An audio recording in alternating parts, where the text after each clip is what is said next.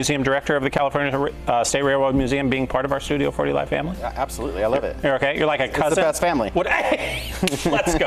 All right, I'm excited for this. I'm a railroad guy. I love some of the history here, especially here. My grandfather used to work on the Union Pacific Railroad right here in Sacramento for a long time ago.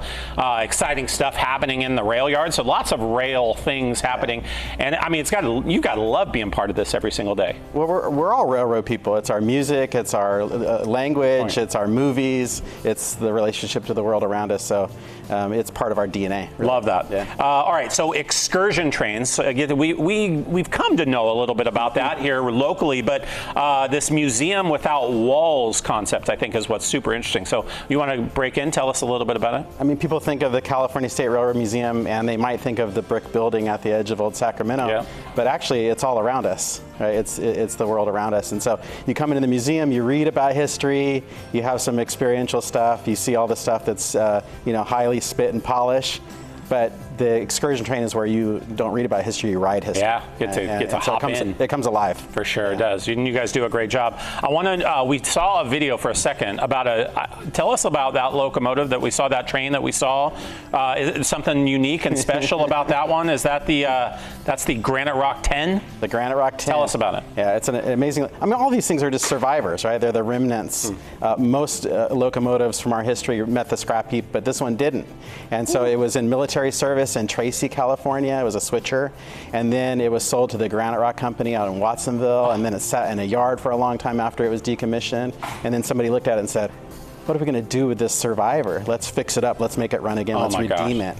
And so it's had a long history and association, particularly with the Sacramento Southern Railroad, our excursion railroad, and taking things back and forth. But it's an old locomotive and it needs repair, and it had been out for 6 or 7 years. 6 or 7 years. And now it's back. It's back. That's unbelievable. How, I guess, special and rare, we really need to really see those things as authentic and special, that there's something like that, a piece of history that is working in that way now. Yeah, steam locomotives used to be such a part of our history, and less and less so. And so to see it come alive and to hear the chug of the drivers and the whoosh of the steam and all of that, it awakens something within us, as a people, because it is so central to our identity. Absolutely. It's our, you hear it show up in the syncopation of our music. Chuck Berry, who is arguably the inventor of rock and roll, grew up next to the railroad tracks, and he said all he ever tried to do with his music was